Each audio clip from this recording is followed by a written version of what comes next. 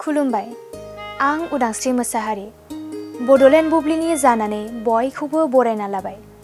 दिनै 11 फेब्रुआरि 2024 नोंथांमोननो बड'लेण्ड बुब्लिया दिनैनि साना मा मानि थाखाय मिथिजायो एबा दिनैनि सानाव मा मा हाबाफारि फालिनाय जायो नोंथांमोननो फारि फारि बड'लेण्ड बुब्लिया फोरमायगोन।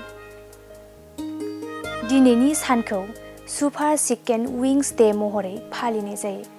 बोसोरफ्रोमबो 11 फेब्रुआरियाव बे सुपार चिकेन विंस डेखौ फालिनाय जायो।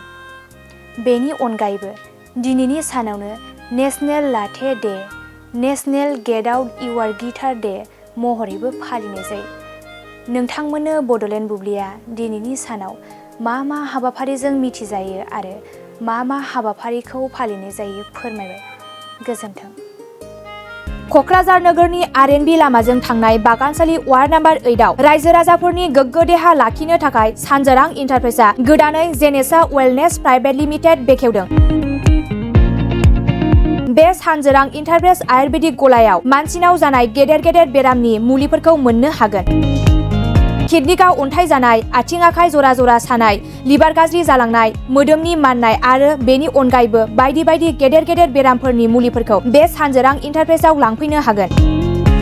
सानजोरां इन्टारप्राइजआव गासै बेरामनि मुलिफोरखौ हलसेल राङावनो लांनो हागोन। सानजोरां इन्टारप्राइज बिगोमाया फोरमायबावनाय बायदिब्ला नैबे 9954157149 जानबुं नाम्बारनि गेजेरजों नोंथांनि गोनांथि जानाय मुलिफोरखौ सुलाद लानो हागोन।